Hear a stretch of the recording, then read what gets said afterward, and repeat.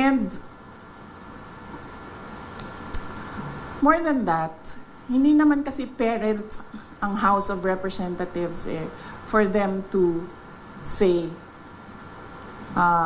kailangan disiplinahin. Oo nga naman. Hindi naman sila mga magulang. Tsaka paano mo didisiplinahin? Sino magdidisiplina? Si Leila de Lima na mahilig sa saba. Sa parang sinasabi ni Leila de Lima, didisiplinahin niya si Inday Sara. Pagdating sa budget, meron nga siyang issue sa pag-handle ng budget. 'Di ba? Diyan sa Department of Justice, daan milyon din yata yan na cash advance daw, di umano, na hindi niya pa nasisettle up to now. Pero I mean, meron siyang bahid, meron siyang mga kaimoralan sa katawan niya, meron siyang mga kademonyohan sa sarili niya. Na kung makapagsalita siya ngayon, akala mo naman siya may disiplina. Dancing with the beat with DJ Glenn on the mix. Marcos Bangag.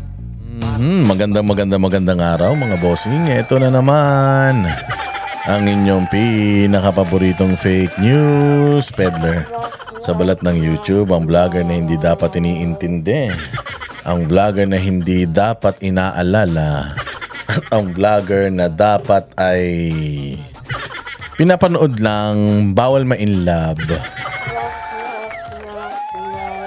Ang vlogger na dapat nila like, share at sinusubscribe. Ang vlogger na tinik sa lalamunan ng lahat ng mga demonyo, Satanas, Judas, Barabas, Hestas. At pasasakitin na naman natin ang mga ulo at ay balon-balunan, puso, isip at kaluluwa ng lahat ng mga salot sa lipunan.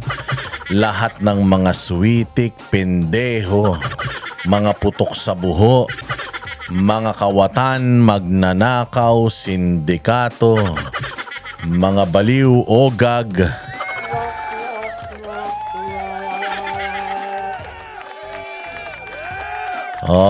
yung mga lahat ng mga sumisipsip, mga parang mga garapata, kuto, linta na sumisipsip ng kaban ng bayan. Diyos mio. Ito na naman tayo. Another day, another uratan session mga bossing. At nako, mainit-init. Mainit-init pa mga bossing. Maraming mga balita tayong nakikita dyan sa social media. At marami tayong mga nakikitang mga issues ngayon, mga diversions, ayan, mga kung ano-ano pa. Pero syempre, bibigyan natin ng solong reaksyon ang mga malulupit, humahagupit na mga birada ni Inday Sara. Yan, hindi na natin patatagalin. Hindi na natin patatagalin pa. Dumiretso na kagad tayo sa bomb site, ika nga. Ayan. So si Inday Sara, kasi nung nakaraan mga bossing, si Inday Sara ay tinatanong na ang mga mainstream media patungkol, nung nandoon pa siya sa Davao del Norte, patungkol sa mga issue ng Pilipinas. Sabi niya, pinangako niya, na I will answer all your questions in next time. Kasi nandito tayo ngayon para makisimpatya, para tumulong sa kapwa. Dito panahon para sa pamumulitika. Dahil mga chismoso ang mainstream media, hindi ito ang panahon para sagutin niyang mga condescending na mga tanong ninyo, mga walang kakwenta-kwentang mga tanong ninyo para lang meron kayong maibalita.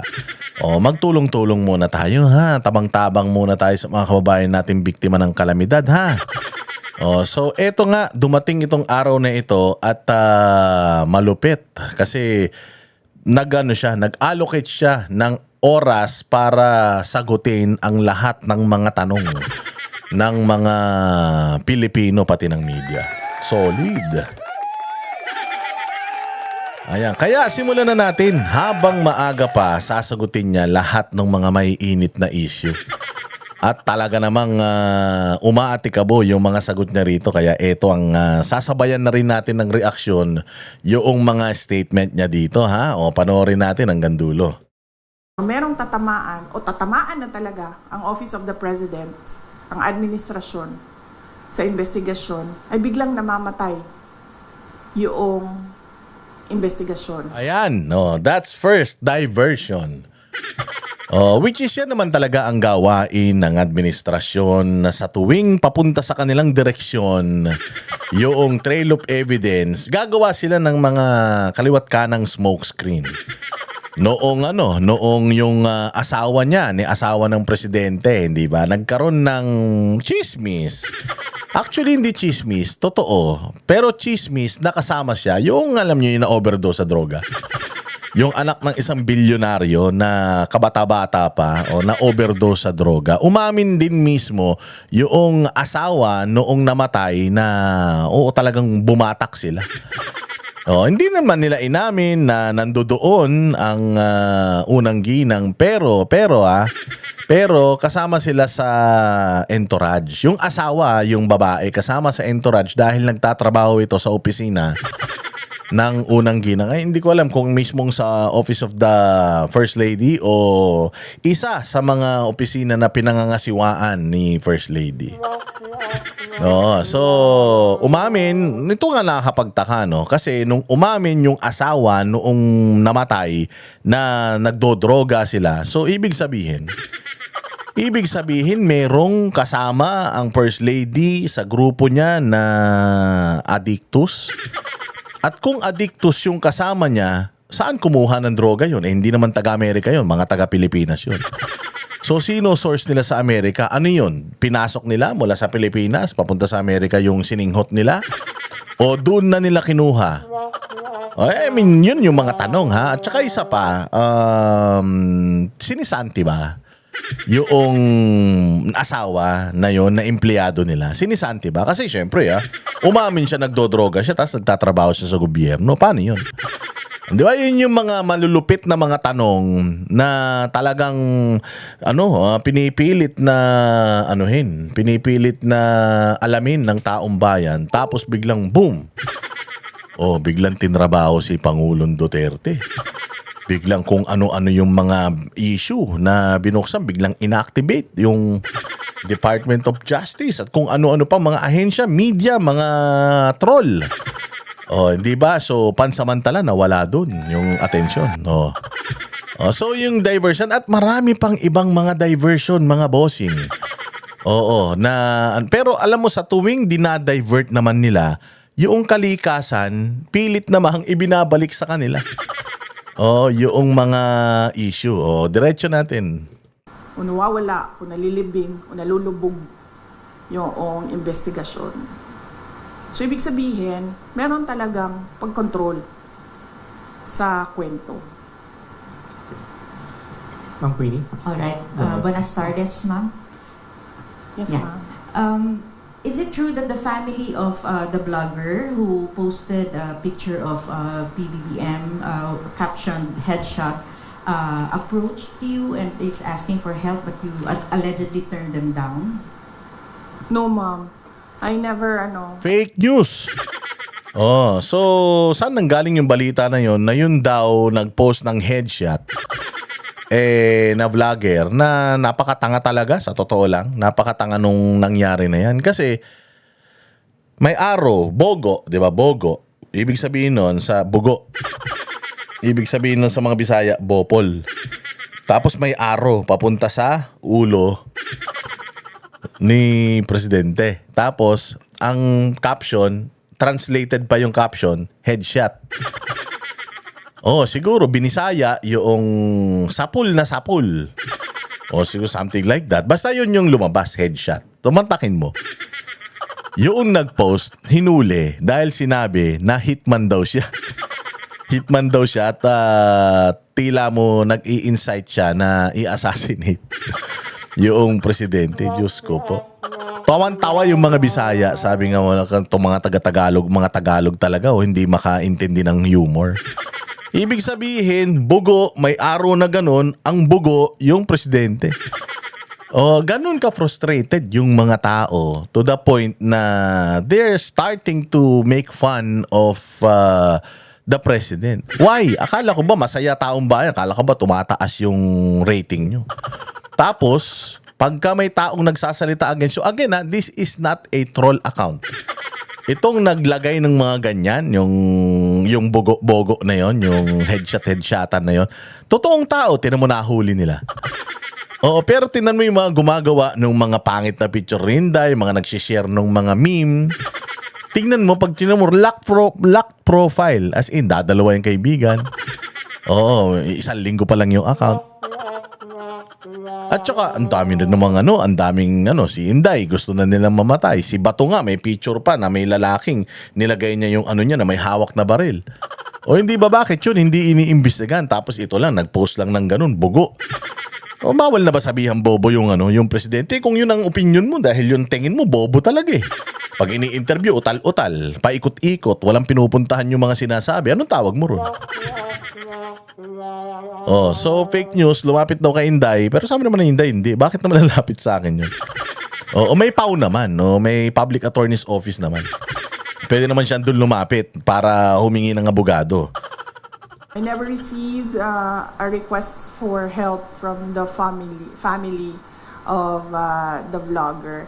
And it's highly unlikely, ma'am, for us to say no because if this is a matter of legal assistance, ma'am, no, because there is a case. So usually we refer it for legal advice kung meron ng abogado.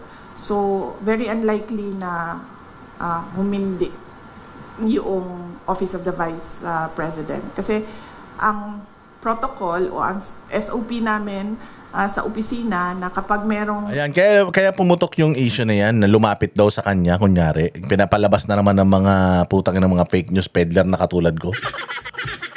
Kaya sinasabi nila na gano'n kasi nga pinalalabas nila na itong mga tao na ito na nagagalit sa administrasyon, pakawala ni Inday. Pati nga itong Kiko Barsaga, sinabi na pakawala niya. Ganyan ang mga takbo ng isip nila. Hindi nila kasi kayang tanggapin na ang mga tao, individual, nagagalit na. Lahat ng tao, hindi mo naman kailangan siguro ng may mag-enable pa sa'yo para lang malaman mo kung tinatarantado ka ng mga nasa gobyerno, di ba? Hindi naman siguro kailangan mo pa ng mga enabler. You have your social media, merong mga images na kumakalat, so you're just sharing it kasi natuwa ka dun sa meme. Ang dami rin namang meme tungkol sa kay Duterte, tungkol kay Inday Sara. Pero bakit yung mga anti-Marcos posts lang yung tinatrabaho nila?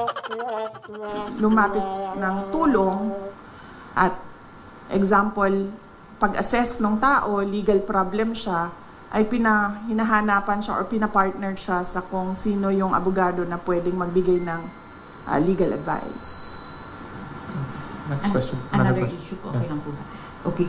Former President GMA proposed a bill expanding or giving additional duties and responsibilities to the Vice President. Would you say na kulang pa ang existing duties po ninyo as VP? Meron pong bill, House Bill, si dating Pangulong Gloria Macapagal Arroyo of an OVP charter. Doon sa charter, kung makikita ninyo, nakalagay lang doon yung institutionalization ng mga units sa opisina ng Pangalawang Pangulo at nakalagay din doon ang organizational structure. Kasi pagpasok namin, ma'am, ang nangyayari, bago lahat, lagi, walang institutional memory ang Office of the Vice President. So bago siya lahat lagi. Pagpasok ng bagong Vice President, bago ang opisina, bago ang structure, ang HR structure niya, bago ang mga units. So ang ginawa namin, ma'am, para merong continuity sa lahat ng mga Vice Presidents ay ginawan namin ng charter. Dinefine namin doon na dapat merong USEC, dapat merong ASEC, ang opisina, at dapat merong mga ganito na klase na mga... Ang galing ni Inday, no? Lahat ng tanong kaya niya sagutin. Mantakin mo, batas ito na na ginawa or tawag dito, pinasa ni Gloria Arroyo tungkol sa institutionalization ng kanyang opisina. Ang ibig sabihin nito, pag pumasok kasi yung bagong vice president, lahat bago, pati empleyado bago. So parang gustong mangyari ni Inday Sara for continuity, tsaka para din ma-regular yung mga tao. O talagang itong opisina na to, kung sino yung mga tao dito, ito na to. O sila na, yung mga kailangan yung opisina, parang Malacanang, 'di ba? Yung Malacanang Palace, meron na sila talagang palace. Kumbaga, magkaroon ng vice president ng ganun din. Talagang Office of the Vice President na building, ganyan. Tapos may mga empleyado na regular, o 'di ba? Mga civil service mga passer. So para hindi magulo. Kasi para at least pag dumating yung vice president, i-orient na lang nila yung vice president kung ano yung sistema, and then kung may kailangang i-improve sa sistema, magi-implement yung vice president. Hindi yung katulad sa gobyerno, 'di ba? Yung pagdating yung ginawa ni Pangulong Duterte na build, pag pumasok yung bagong presidente, may iba siyang priority.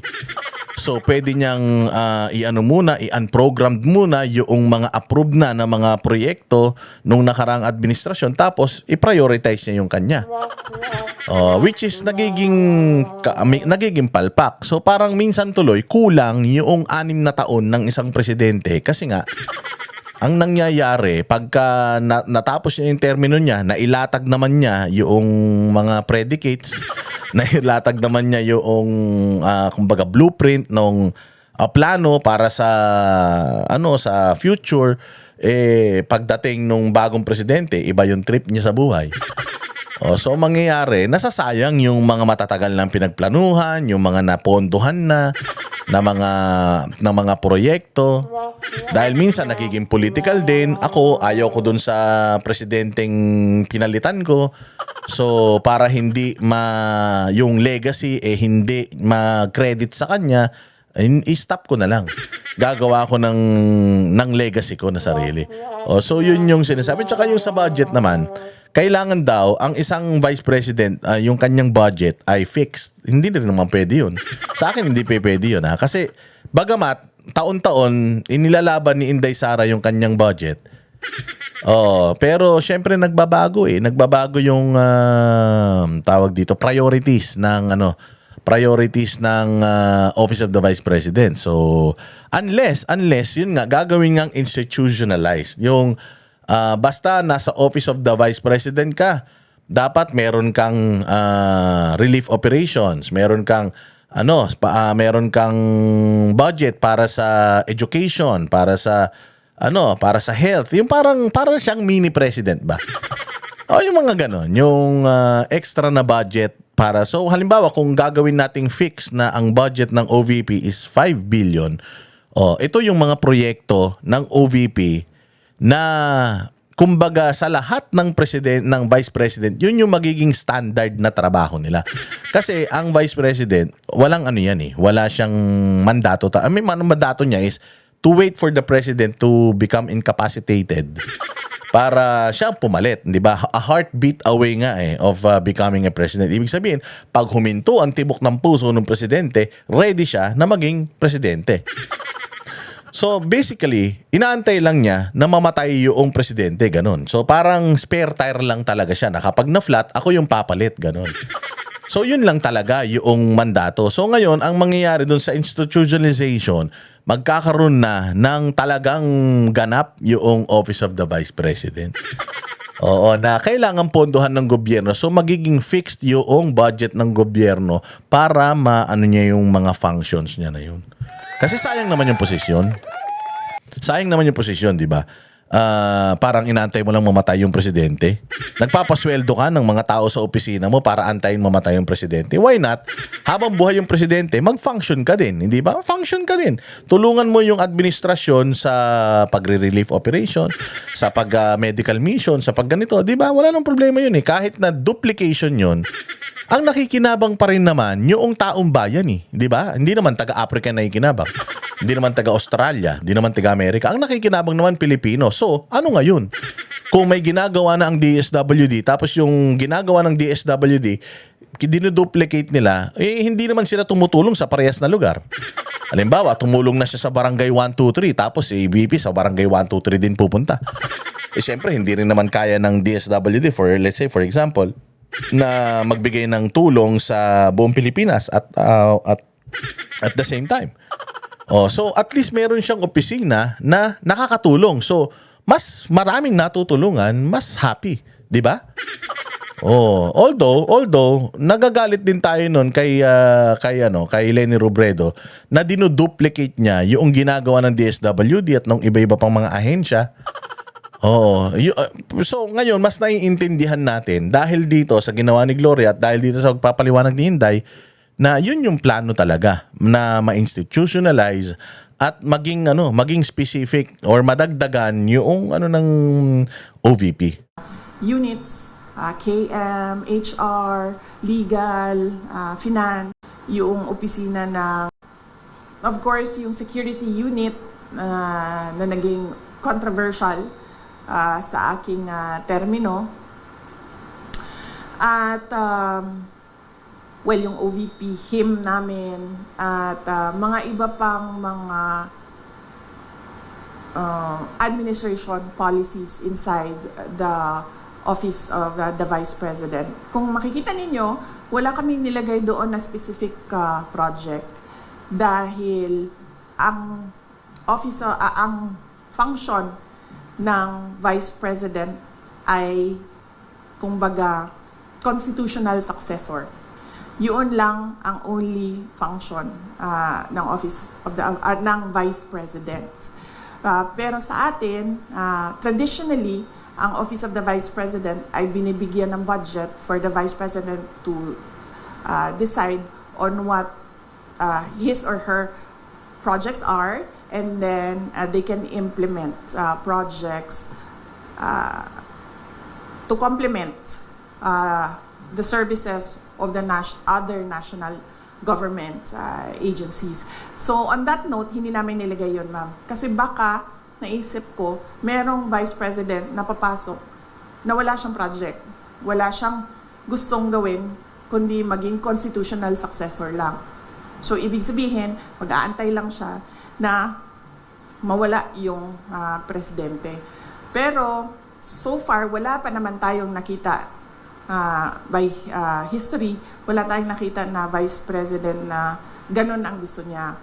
Lahat merong kani-kanilang projects. Ang hindi lang namin ginawa ay mag-define kung ano yung project. Kasi magdedepende yon sa panahon kung kailan siya naging Vice President, sa panahon kung kailan anong relevant na project. So ang ginawa lang namin ay yung structure ng opisina na kahit anong project ay ma-implement noong organization. Just one last po. Yes, ma'am. I don't know if you already asked for your reaction to the viral video of PGMA. The last time that she shook hands with you and nung pagtalikod niya is parang tila sumimangot siya. What's the relationship between you two right now po, yung status? Ni ma'am? Diyos ko naman. Napakawalang kwenta naman nung tanong na yun. Na ganun talaga si Gloria, matanda na yun. Yung muscle niya sa pisngi, ayaw niyang masyado kasi when you smile, ilang daang muscle, libong muscle ang ang nagagamit mo. Lagyan natin dito sa kaibigan ko. How many muscle do we use when smiling? Ayan, ganito karaming muscle yung ginagamit natin, ha? 10 to 17 facial muscles. 17 muscles yung kailangan mo pagka ngumiti ka. Matanda na si Gloria, baka pagod na yung mga muscle niya. Kaya Tapos bunabalik niya na kagad. Itong mga tanga naman itong mga tanong na to. Wala, ganun naman kasi talaga si O, Mami. di ba? Putangin na yan. Mantakin mo. Wala na kayo maitanong. Sinong nagtanong niyan? Tarantadong ng media. Putangin na yan. Dapat siya sinisisante na. Ginawa na lang tindera sa palengke. Masyadong lahat na lang ginagawa ng issue. Alam mo, bubong-bobo si Inday. Yun talaga yung tanong mo. I mean, anong magagawa nun sa bayang Pilipinas? Magkaibigan ba kami ni Gloria? Ba tanong mo? Okay naman kami. Hindi lang sa akin. Nakita ko na rin siya, ganyan siya sa ibang tao. It's nothing personal. I don't think it's she's doing it on purpose and she's doing it to express disgust or to express disapproval sa isang tao. It's not the first time she's done that. We have Ms. Camille Zamonte again. Then last two questions. Ma'am, just wanna get your reaction kasi po dun sa House, binawasan po nila yung OVP budget. Ano po yung tugon nito? Kasi may mga ilang kongresista rin po na naghayag po na dapat daw pong bawasan itong budget dahil pilit nyo raw, ilang beses nyo raw po na iniisnab yung kanilang pagdinig.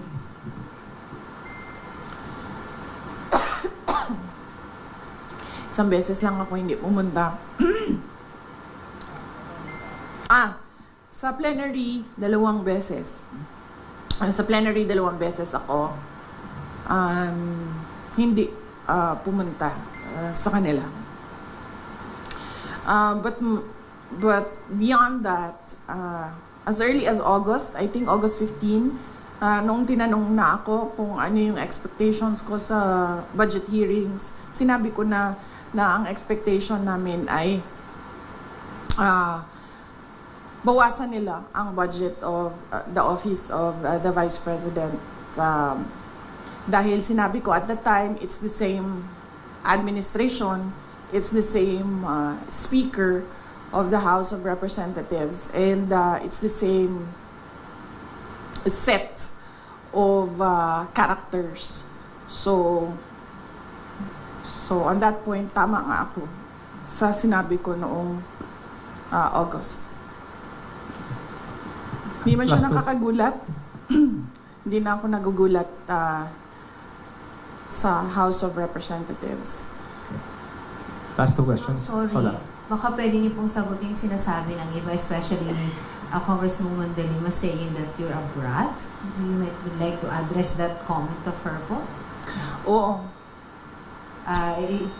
Kasi hindi Yes. ka nga daw po sumipot sa budget. Oo. Ang administration, and that is led by Malacanang Palas, ang Makabayan, ang Akbayan, ang members of the Liberal Party, yung mga pink and yellow, and sabihin na lang natin yung sixth category, all others.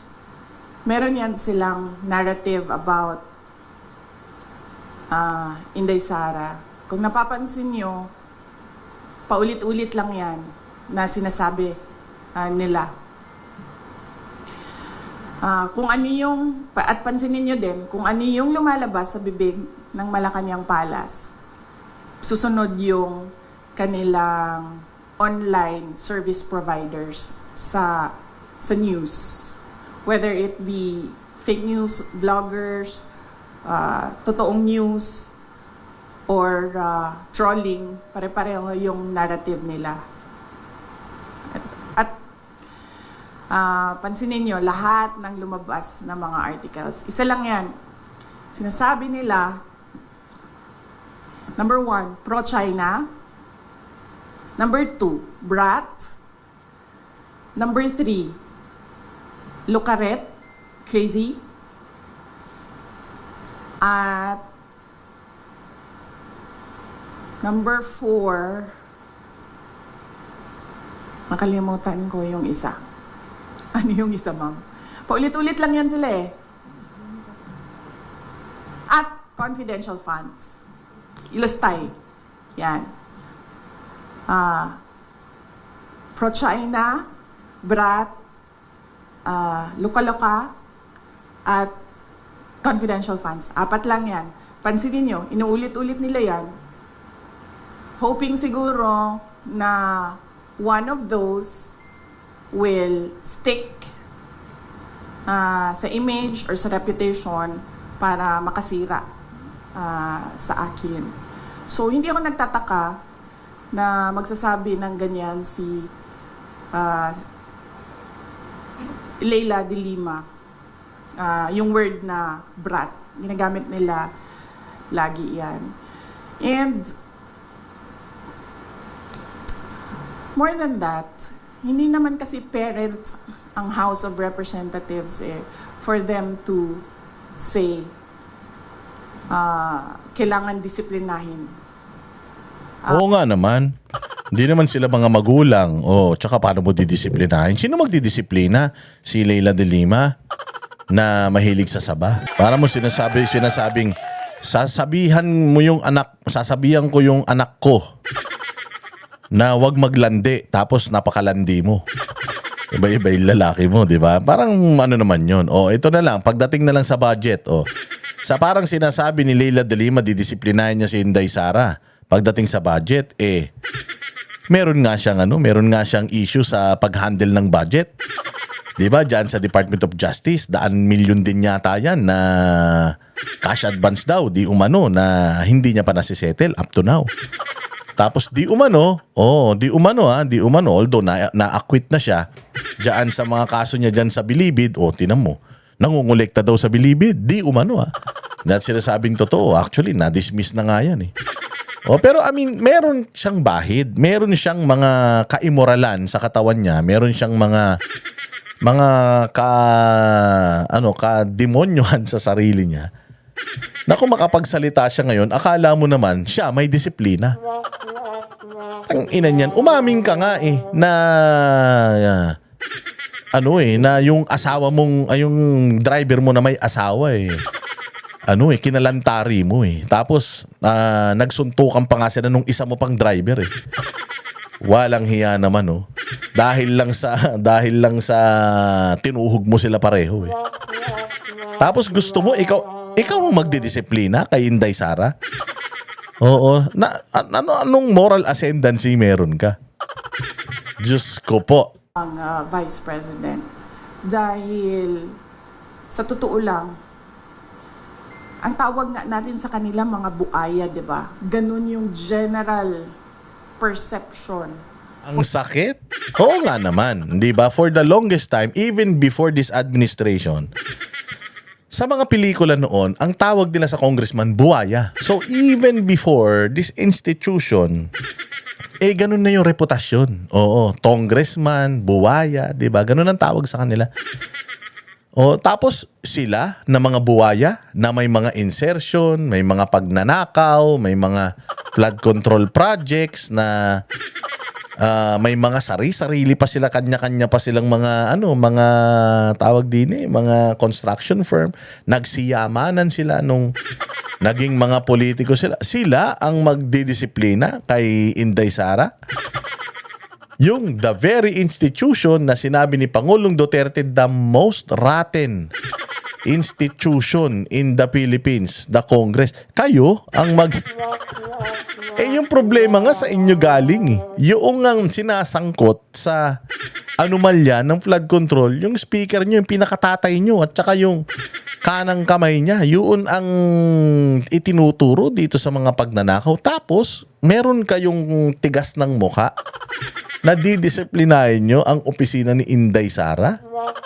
Hayop namang kakapal ng mga mukha nyo. For all members of the House of Representatives. So wala silang moral ascendancy over the office of the Vice President. But going back, that's a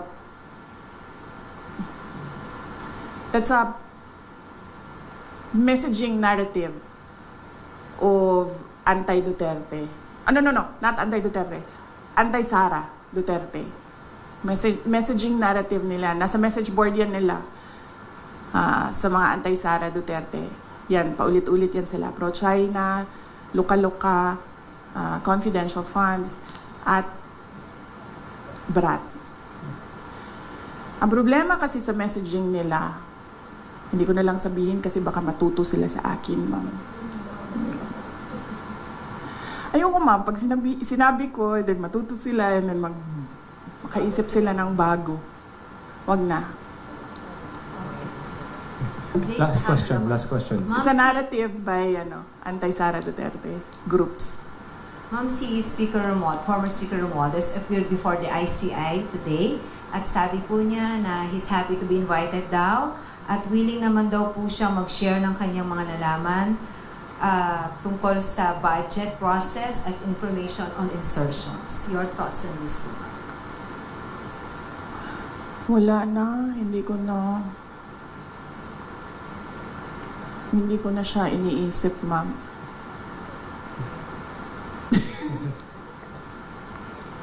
Wala akong comment, ma'am, sa kanyang pag-attend Sa ICI. sa ICI. Or do you believe in the integrity of the ICI?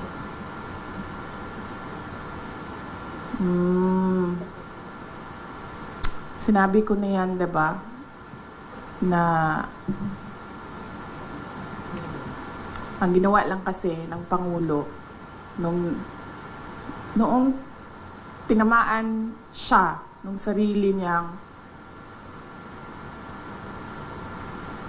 speech na mahiya naman kayo at nagalit yung mga tao. Ang ginawa lang niya ay magpalit ng House Speaker at ng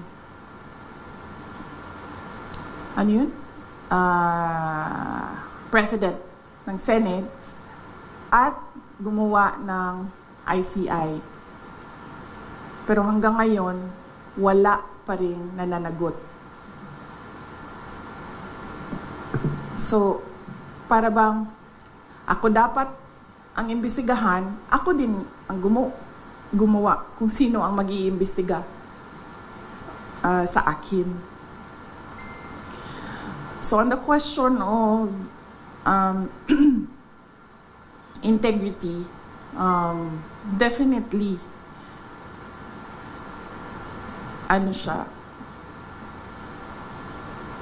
hindi siya reliable dahil ang Pangulo din ang gumawa. And again, going back to Mr. Bilyonaryo, bakit bilyonaryo yung pangalan ng ninyo? Meron na kayong mga billion dyan sa kumpanya ninyo? Ganyan. Sabi ni Mr. Bilyonaryo, ano yung sabi mo, sir? Controlling the narrative. Yes, controlling the narrative. Okay. So, thank you. That wrap up our personal... Pinagbiyahe mo ako ng ganito kalayo, Mr. Kahinhinan, tapos i-wrap up mo lang ako ng... Okay, ma'am. Next question. Ito si Mr. Kahinhinan, ha? Ma'am, thank you for accommodating for more of our questions. In relation doon nga sa corruption issue, marami pong mga negosyante ang nag-express ng kanilang concern because maaring nakakaapekto nga raw ito sa image ng Pilipinas at yung trust confidence ng investors. Ano po yung masasabi nyo dito? Dahil eventually, of course, it will affect the economy.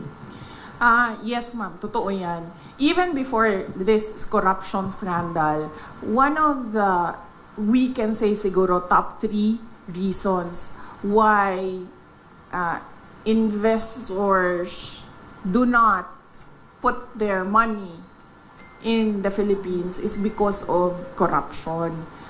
At that time, 'di ba, ang reklamo lagi ng mga investors, mahirap kumuha ng mga dokumento, permits, o kung ano man yung mga kailangan pa nila para mag-invest dito sa Pilipinas. Dahil ang dami daw humihingi. Bawat opisina, up to the barangay level, from top to bottom, merong humihingi. Yan din ang isa sa mga rason kung bakit tayo naunahan, 'di ba, nung ibang mga kapitbahay natin dito sa Southeast Asia. At yan din yung rason, isa sa mga rason ng mga investors kung bakit sila pumupunta na lang doon sa Thailand or pumupunta sa Vietnam. At meron na ngayon, marami pumupunta sa Bangladesh because nakakaapekto yung corruption sa competitiveness ng isang bansa. Yung corruption complaint ng foreign investors and even domestic investors, hindi yan ngayon lang. Malamang kung noon ang nangyari, malamang kung noon napapaisip pa ang investors na sige, tingnan natin ang Pilipinas. Ngayon, after the corruption scandal of the administration, hindi na sila at all naglalagay or nag-shortlist ng Pilipinas. Siguro automatic na yun na let's not think about or include the Philippines. Kung dati pinag-iisipan pa tayo ng mga investors, ngayon hindi na. Pero yung corruption na yan, nandyan na yan. Complaint na yan ng mga investors dati pa. At bakit ko alam? Dahil naging mayor din ako. Totoo yan ha. Totoo yan. Kasi si Mayor Isko, isa yan sa mga gusto niyang ayusin eh. Yung ease of doing business. Sobrang dami talaga red tape dito. Kuha ka barangay clearance, mayor's permit, putangin na yan, kuha ka pang DTI, kuha ka pang BIR, ang dami. Oo, tapos kung magdinegosyo ka, maliit na negosyo, ang puhunan mo, mga 100,000 lang, putangin na sa dami ng lalagyan mo. Sa dami ng manghihingi ng lagay sa'yo, putangin na sari-sari store, na sigarilyo na lang yung mabubuksan mo, hayop yan. Oo, totoo. Kaya wala talagang gusto magnegosyo rito. Tapos paano ka mag-i-invite ng negosyo? Hindi ba, lumabas nga nung nakaraan doon sa parang yung Amerika ay binalaan na yung kanilang mga investors na mag-ingat sa pamumuhunan sa Pilipinas. Dahil nga sa matinding corruption at sa buong mundo, imagine mo yung nireport ni Gretchen Ho, nagpapapalit lang $300. Mantake mo, hindi pinalitan doon sa somewhere in Europe. Hindi pinalitan dahil daw, saan galing? Sa Pilipinas. Nako, mga launderer siguro tao dyan, mga magnanakaw. Parang ganun eh. Basta dahil galing sa Pilipinas, hindi inonor yung magpapalit ng pera sa money changer sa airport. Imagine, yun ang status natin.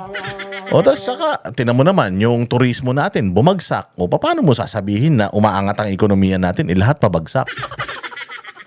Mayor ako ng Davao City. Siyempre, ang gusto namin na pumasok na pera sa Davao City ay yung galing sa labas, di ba? Whether it be from Visayas or other parts of Mindanao or from Luzon or from other parts of the globe, gusto namin pumasok siya sa Davao City. At pag napapansin namin, pag kinakausap namin yung investors, meron kami sa Davao City, yung Davao City Investment and Promotion Center, DCIPC namin. At pag napapansin namin na hindi pumupunta, tumitingin, tapos hindi na bumabalik, or nag-a-attempt mag-open pero hindi natutuloy, pag tinatanong namin, yung merong researchers yung office na yon, nag-i-interview sila, isa doon sa mga sinasagot, corruption. Kasama doon ang cost ng investment, tubig, kuryente. Sunod dyan ay connectivity. Sabi nila, masyadong mabagal ang IT infrastructure ng Pilipinas. At nandoon na, dati pa, yung corruption. Kaya sinasabi ko, noon, kinoconsider tayo, ngayon, hindi na talaga. Dahil sa ginagawa ng administrasyon. Sala? Or sorry? Malaking bagay yun ha. Again, yan ang, syempre si Inday Sara, may ikot yan. Di ba? Saan nagpupunta yan sa buong bansa? Sabi nyo nga, Inday Pasyal eh.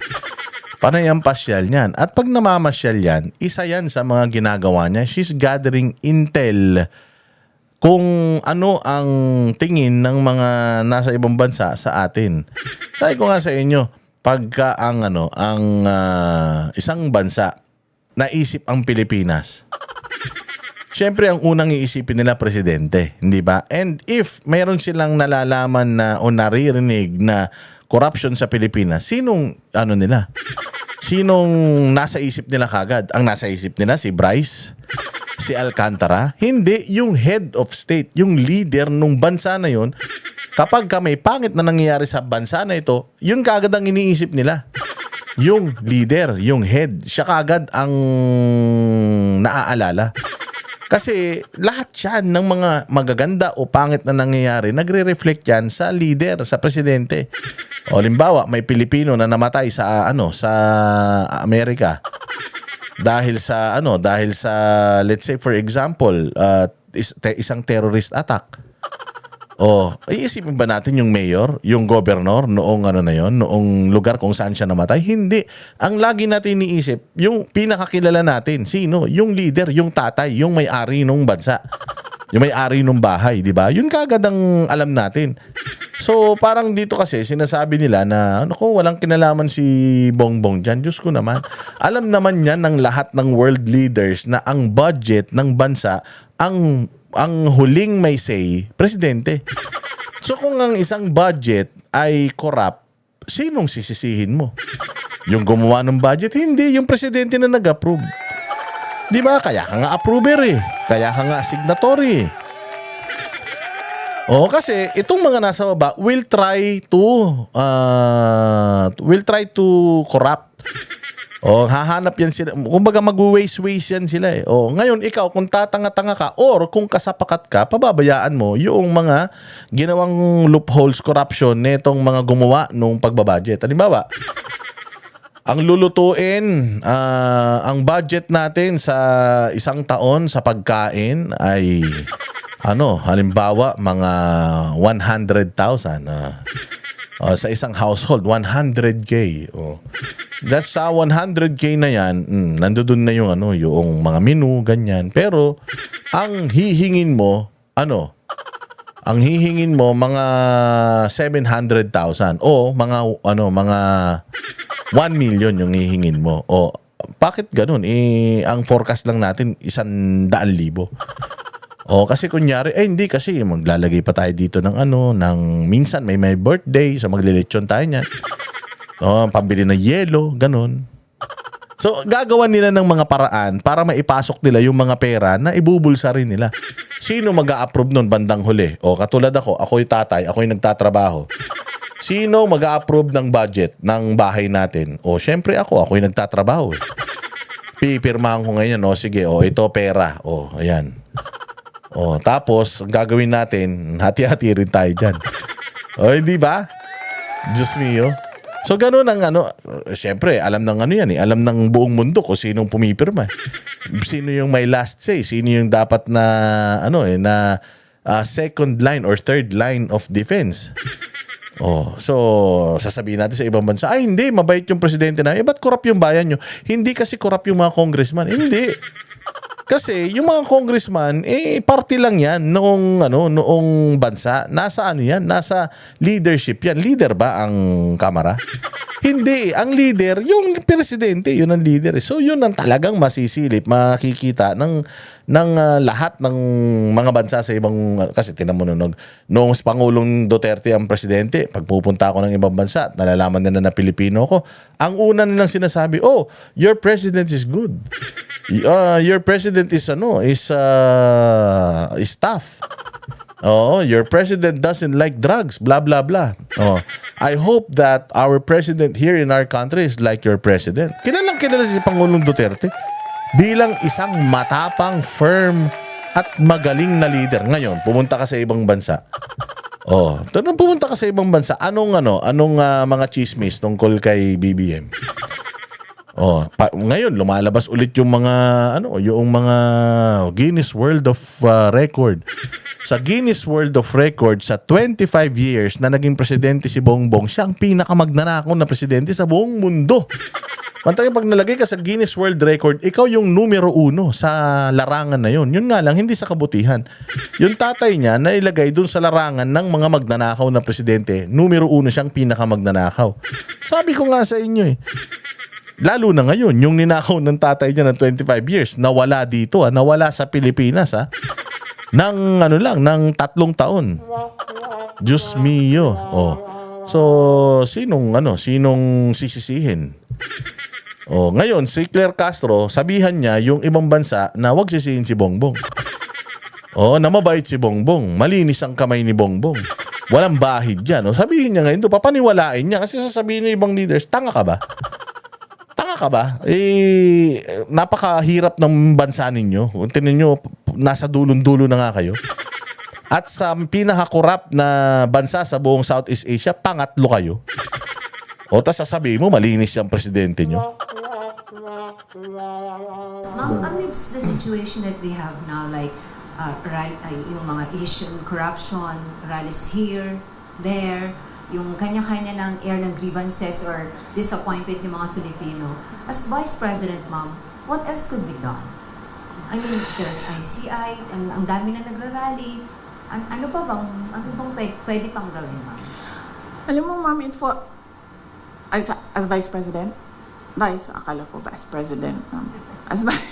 As Vice President, sa amin, ma'am, we talk about it, ma'am, because lahat naman tayo merong constitutionally protected freedom of speech and expression. And we talk about it because that is the essence of democracy. Walang good governance, walang demokrasya kung hindi nakakapagsalita ang mga tao kung ano yung katotohanan na nakikita ng sarili nilang mata. In the hope na yung gobyerno makikinig. Kasi ganun dapat yun, di ba? May feedback ka dapat sa mga ginagawa mo. Para, number 1, nakokorek mo yung sarili mo. Number 2, responsive yung ginagawa mo. Number 3, relevant siya sa bayan kung ano yung ginagawa mo. Pero, wala naman, hindi nagkukulang yung mga tao sa pagsasabi kung ano yung mali. Nagkukulang yung administrasyon sa pagtugon doon sa mali. Mr. Bilyonaryo, sino may-ari ng bilyonaryong? Hindi mo rin alam. Kasi nagtataka talaga ako of all the names. No? Business is the Bilyonaryo. business. Ano yun? Pampaswerte?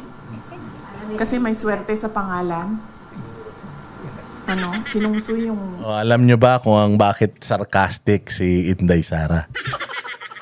Sa bilyonaryo. Kasi... sabihin ko na ba? Kasi... di umano, itong bilyonaryo na ito ay... ang isa sa mga may-ari nito ay isa sa mga involved sa corruption ngayon.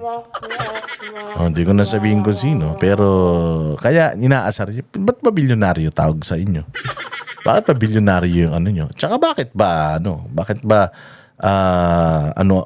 kayo sa akin, yung laging masama yung report nyo sa akin?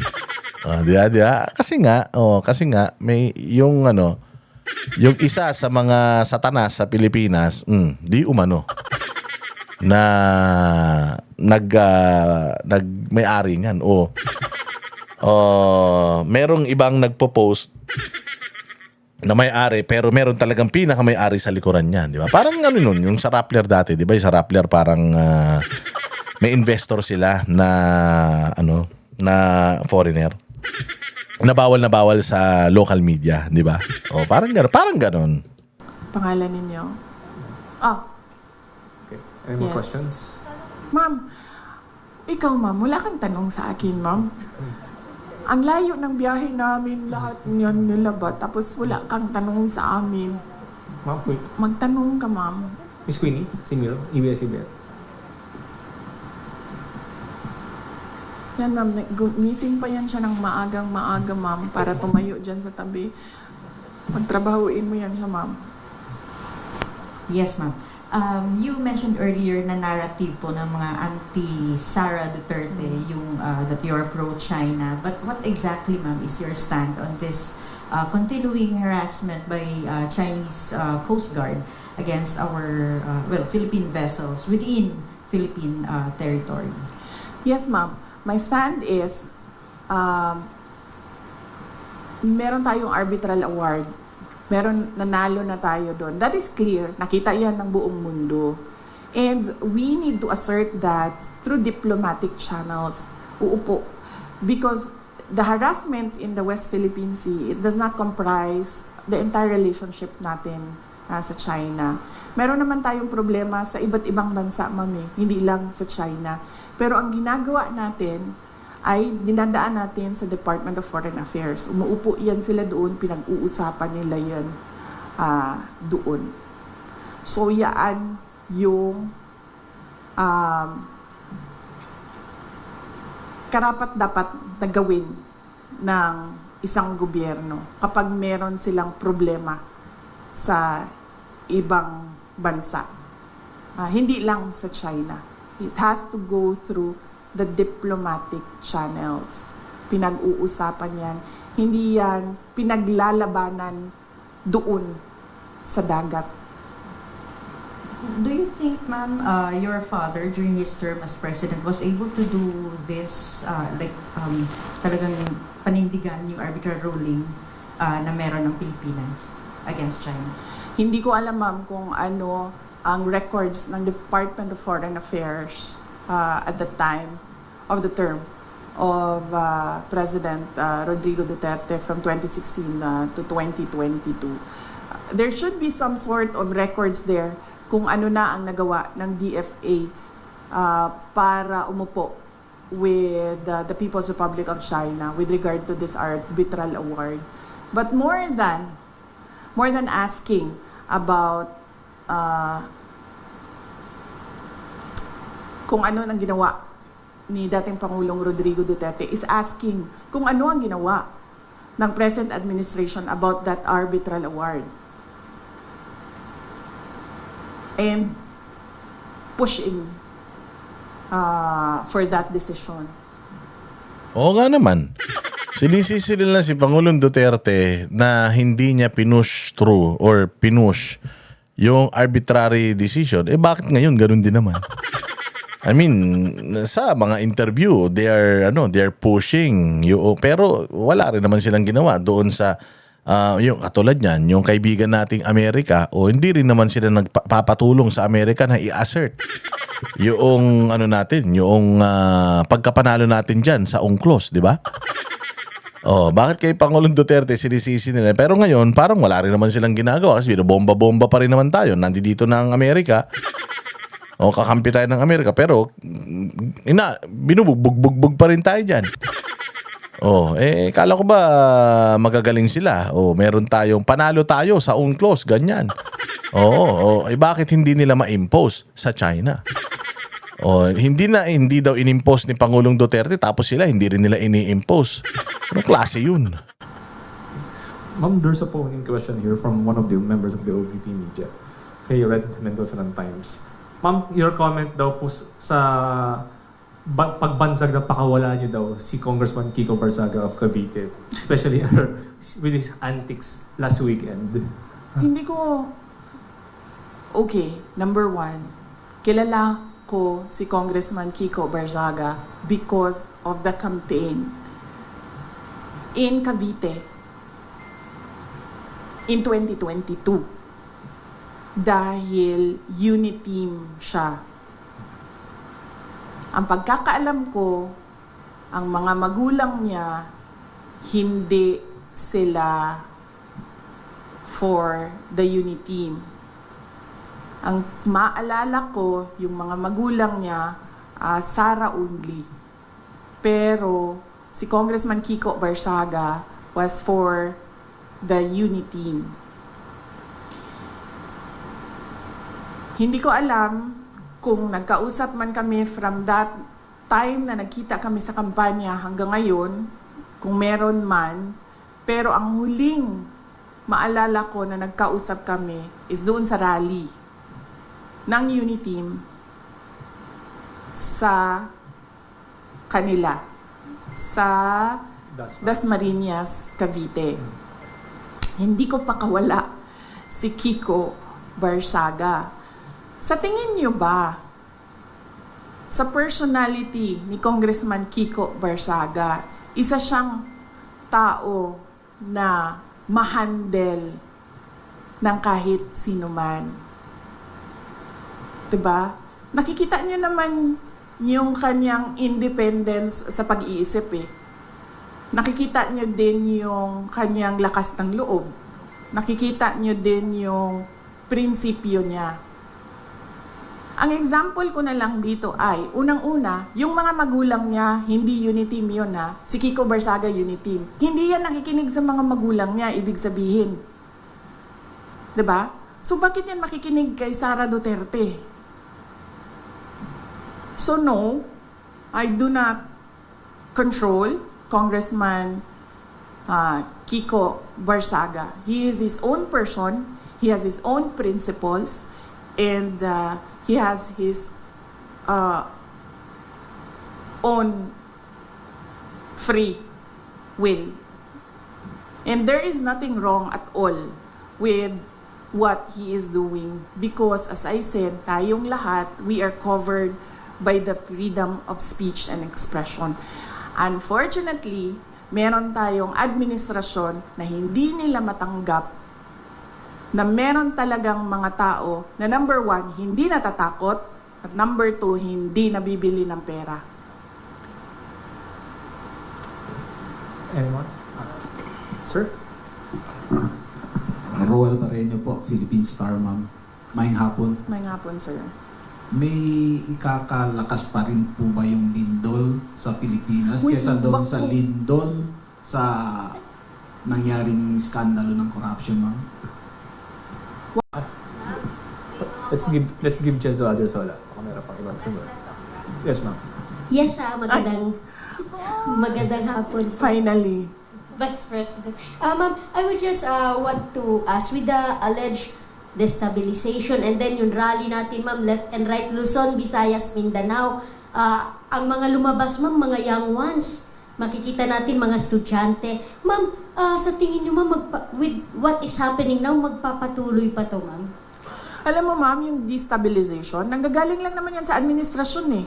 Wala namang destabilization na nangyayari eh. Nagsasalita lang yung mga tao. At nai-insecure lang o natatakot lang yung administration sa lakas ng boses ng mga tao. Pero sa totoo lang, ma'am, walang nagpaplano ng destabilisasyon. Normal ang pagpapahayag ng isang tao sa kanyang nararamdaman.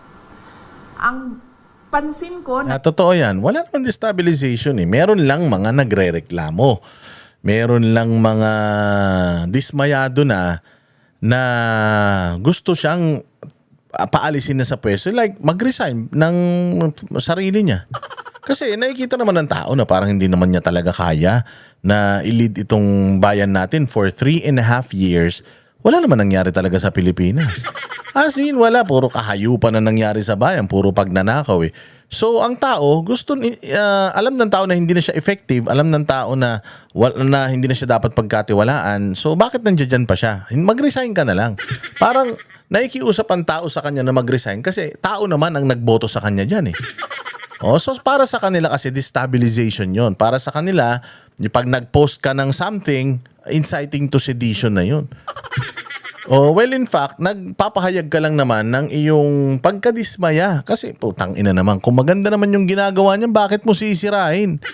Sabi ko nga sa inyo, kung nagawa ni Bongbong Marcos, kahit hindi namin siya binoto, kung nagawa ni Bongbong Marcos yung Pilipinas, napaganda niya, mas maganda pa sa ginawa ni Pangulong Duterte, siguro kahit bubog pa sinisinghot niyan, wala akong pakialam.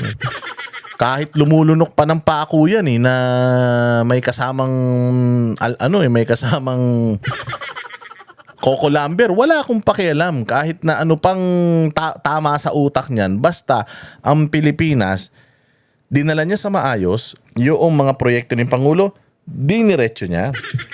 basta walang korupsyon, pinaganda niya ang Pilipinas, kahit sino yan, kahit si Leni Robredo, kahit si Leila de Lima pa yan eh.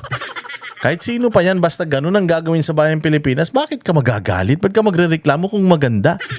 Kaya ka nga nagrereklamo kasi hindi naman tayo mga komunista na lahat na lang ng presidente mali. May presidente naman tayong sinuportahan, si Pangulong Duterte, di ba? So ibig sabihin, ano naman tayo? Kung nakikita natin na maganda direksyon ng Pilipinas, bakit hindi natin susuportahan? Putya, 3.5 years. Kayo mismo inahamon ko, mag-isip kayo ng mga nagawa ni Bongbong sa Pilipinas. Pag may naisip kayo, napakahusay ninyo. Kasi sa totoo, katulad yan si Kiko Barsaga, di ba? Gustong tanggalin ng mga congressman sa Congress. Gusto siyang i-expel, ethics complaint, blah blah blah, 20 plus na congressman ang nagpetisyon na i-ethic siya. Ngayon, sa tingin ninyo, si Kiko Barsaga natatakot? Hindi nga natatakot si Kiko Barsaga, binabangga niya yung Speaker of the House eh. Yung bagong Speaker of the House, binabangga, anak ng presidente, si Sandro Marcos, kinukupal niya eh. So ibig sabihin, itong batang ito, hindi ito takot na mawala sa posisyon. Hindi ito takot. Kasi ang natatakot lang mawala sa posisyon, yung nakikinabang sa posisyon. Kasi ito si Kiko Barsaga, pwede na nilang i-zero yung budget niyan. Pwede na nilang patayin yung yung career niyan ni Kiko Barsaga by not giving him funds eh. Kasi nasa Speaker of the House yung power of the purse eh. Lahat ng proyekto niyan walang approve. Hindi ba masisira siya sa kanyang distrito? Ngayon, hindi siya katulad nila Frasco, ng mga pumirma kay Inday Sara na takot mawalan ng pera para sa distrito, ibibenta yung kaluluwa pati yung prinsipyo.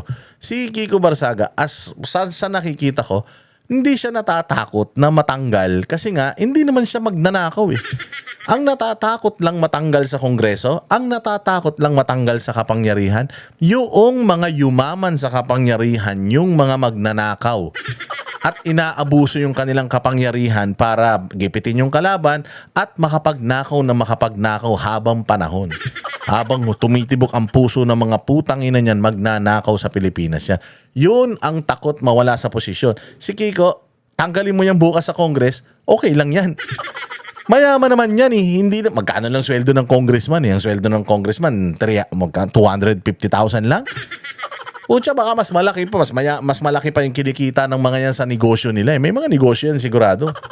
So, ang ibig kong sabihin, si Kiko Barsaga, tinataya niya ang lahat kasi nga, he has nothing to lose. He only has the position as congressman to lose na ano ba naman benepisyo mo dyan sa pagiging kongresista kung hindi ka rin naman, kung magnanakaw lahat ng kasama mo, bulok lahat ng kasama mo, tapos pati ikaw bubulukin nila para lang makakuha ka ng pera. Wag na uy. Sa nakikita ko, yun ang mindset nito ni Kiko Barsaga eh. Kaya wala siyang pakialam, matanggal siya sa Kongreso. Baka pag tinanggal nga nila sa Kongreso, mas lalo pang sumikat yan eh. Di ba? Mga bopol. So, ang takot mawala sa posisyon, yung mga congressman na magnanakaw. Yung presidente na sakim sa kapangyarihan, sakim pa sa kayamanan. Hindi pa hindi pa na kontento sa ninakaw ng mga magulang. Tinaasan niya pa yung record ng kanyang tatay, Diyos ko po. Yun na katulad nga si Inday, sabi nga ni Inday, wag niyo akong bigyan ng budget, pakiko. I-impeach niyo ako, pakiko. Hindi ako makatakbo na sa 2028, pakiko. Walang pakialam yan. Kaya nga sabi nga nila, kung ang taong walang ginagawang masama, walang pakialam yan. Walang pakialam, walang yan. Hindi kinakabahan sa inyo yan. Ang pansin ko, yung destabilization na word, na salita, nanggagaling siya lagi sa administrasyon. Kasi, nai-insecure sila at natatakot sila. Kasi lumalakas yung boses ng mga tao. Ayoko na magsalita, ma'am, kasi baka matuto na naman sila sa akin, ma'am. Tapos, pag natuto sila sa akin, di ba? Meron ba tayong ginagawang destabilisasyon? Meron bang mga tao na nagmi-meeting na nagsasabi na, Makabayan, yes. Number 1. Yan talaga ang vision ng Makabayan. Pabagsakin ng gobyerno kasi gusto nila mag-take over.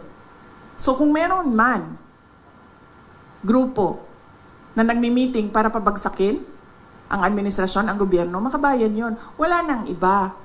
Lahat niyan lahat ng iba dyan, wala nang may meeting yan. Nagpapahayag yan sila ng nararamdaman nila ng galit sa pangyayari. Wala yan silang sinasabing iba na oust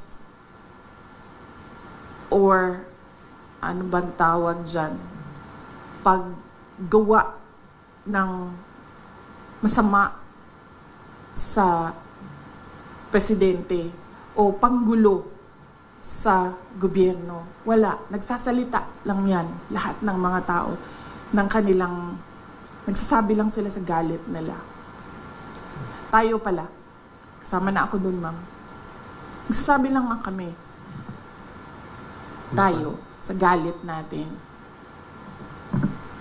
Any more last question? Okay, final on my end po. Vice President, ang init ngayon ng flood control din. Kung halos Luzon, Visayas, and Mindanao din gusto nilang ipa-check, no? Sa tingin nyo, aside from the flood control, ano pa ang mga dapat sigurong tingnan o i-check aside from these flood controls? Thank you. Yung una nang sinabi ko, ma'am, no, yung listahan na ginawa nila para sa Department of Education. Worthy yun, natingnan kung sino yung mga sinulat ni Martin Romualdez na mga congressman na makakatanggap sa School Building Program Fund. Pangalawa, flood control, yan, laging may corruption dyan. Farm to market roads, laging may corruption dyan.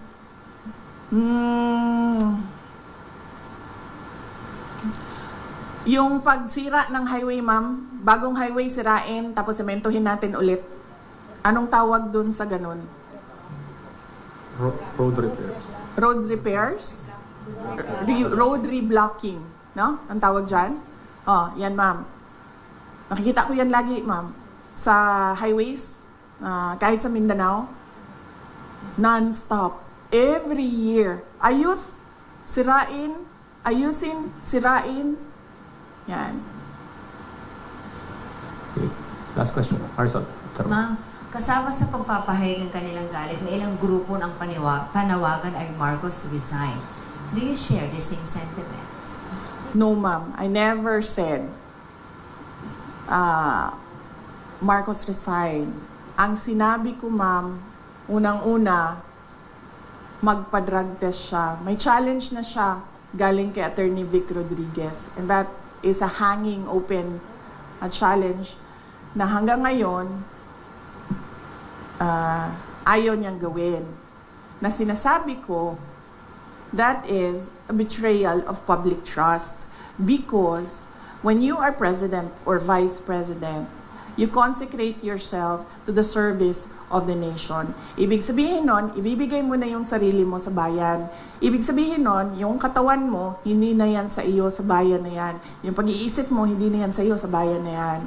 Therefore, pag sinabi ng bayan na magpa-drug test ka, hindi ka pwedeng magsabi ng hindi. And therefore, that is betrayal of public trust. Pangalawa, yung pagpirma niya ng kaduda-duda na budget. That is a culpable violation of the Constitution. Yan ang sinasabi ko, nasagutin niya, na hindi niya sinasagot. Ang ginagawa nila, naghanap sila ng mga tao na aatakihin nila para nakakalimutan yung tanong sa kapasidad ng Pangulo na maging leader.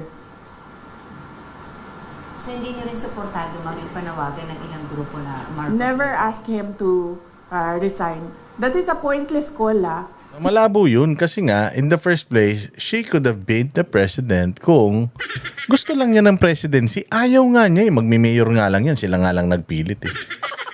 So, yung magko-call siya for resignation at saka hindi ka rin uubra. I mean, hindi rin maganda tingnan for delikadesa na pag-resignin mo siya tapos ikaw yung papalit. Di ba? Pangit naman yun. So, I don't think na itong mga Duterte na to, masyadong maprinsipyo tong mga to. Palagay ko naman talaga malabo, napakalabo nung ano nila na yun. Nung pinapalabas nila na si Inday Sara is trying to grab the presidency. In the first place, it could have been hers. Tumakbo lang siya sana noong 2022, kanya yan kung talagang gusto niya. Pero ayaw nga niya Tatangan nyo talaga, no? Hindi magre-resign yan. Nakita niyo ba yung tatay? Ilang taon yun? 25. Ilang years yung senior? 20 years? Yeah. Oh. That is a pointless call. 20 years. Tingnan nyo yung DNA niya na ayaw yan umalis ng pwesto. So, Marcos resign is a pointless call. That is why I am asking him to do his job. Of which, of course, alam na nating lahat na hindi niya ginagawa. Oh, di ba? Yun yung sinasabi ni Inday. Oh. Yung tatay, ganun So, ganun din yung idol nga niya. Puta, patay na nga, kinakausap niya pa Ibig sabihin, idol niya talaga. Sa sobrang idol niya, putya ka na siguro pag lasing siya o baka pag medyo masarap ang ulam, kinakausap niya. O, sabi ko kasi, ang tatay magnanakaw, nanay magnanakaw, anong gagawin ng anak? Oo, sigurado kung ano yung ginagawa ng magulang, siya din ang ginagawa ng anak. Last. Ano oras? Wala na kasi tayong gagawin pagkatapos nito. Ano ba gagawin natin pagkatapos nito? Wala na, di ba? Ay, mayroon pa pala. Ano oras natin? 4:04. Oh, akala ko mag-misa na after. Di ba 5:30 yung misa? Okay. Sige, ma'am. Regarding lang po sa proposed budget for 2026 ng OVP, with the project or program, will the project or program of OVP here in Zamboanga City, kung meron man po, be affected if ever mabawasan o totally tanggalin po nila ang budget for OVP sa 2026? Yes, ma'am. Antayin ko na lang yung sagot mo. Ay, antayin ko... Ayun. Okay na yun. Diba? Malaman. Lahat nasagot niya. At saka ang kagandahan dito, pinahihinto na siya, pero sabi niya, hindi, sagutin natin. Oo, bayaan mo sila maubusan ng sagot. Putang ina, alam nyo, kaya kong sagutin lahat yan. Si Bongbong, limitado. Advanced question pa yata yan. Pag tinanong mo, utal-utal. Dubi-dubi-dap-dap, dubi-dubi-dap-dap.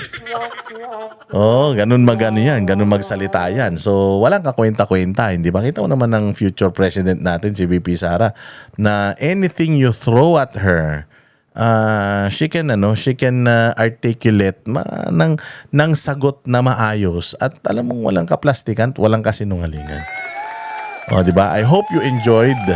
Ako I did enjoy yung kanyang mga sagot. Lagi akong excited kapag kami mga ganitong press conference si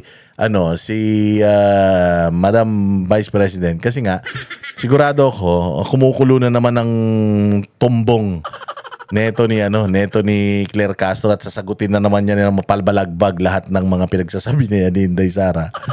Na Diyos ko po, sigurado ako na siyempre sabi nga nila, yung mga bobo, you do not let them talk because kahit gano'n sila mag-practice sa sobrang tanga nila, sabi nga, may kasabihan nga na kapag nagsisinungaling ka, you will have to make more lies para pagtakpan yung mga previous lies mo.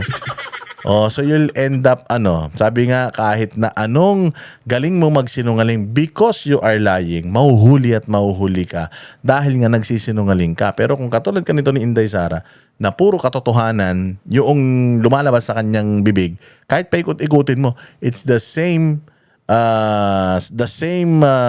answer over and over again. Pare-parehas yung kanyang prinsipyo, yung consistent siya. Hindi katulad dito ni Claire Castro sa sobrang bobo niya at sa sobrang sinungaling niya. Katulad na lang kay Magalong, sinabi niya nung una investigador, biglang hindi na investigador. Yan ang problema. When you spit lies, you have to make more lies para pagtakpan yung mga kasinungalingan mo. And you'll end up mukhang tanga. Oo, kaya lagi siyang nakokontent eh. Lagi siyang binabatikos nilibayan dahil puro kabobohan ng lumalabas sa bibig ng alin na yan. Anyways, maraming salamat po sa inyong panonood. Magkita-kita po tayo ulit sa susunod na vlog. Mag-like, mag-share, mag-subscribe, mag-hit ng notification bell, at mag-super thanks ha. Kayo, masyado kayo ha. Maraming salamat po. Mabuhay ang Bayang Pilipinas. Kami ang boses ng masa, hindi natatakot. Katotohanan lang, di kami nalulunod. Walang bahid ng sismis, lahat ay totoo.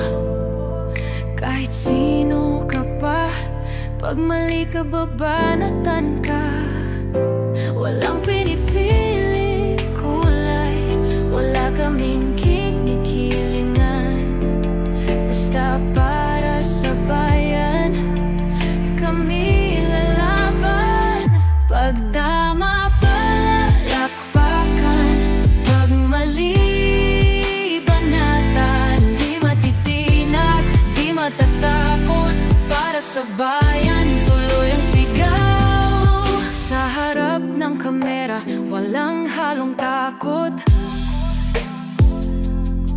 Mga baluktot, lahat kayo'y tutumba.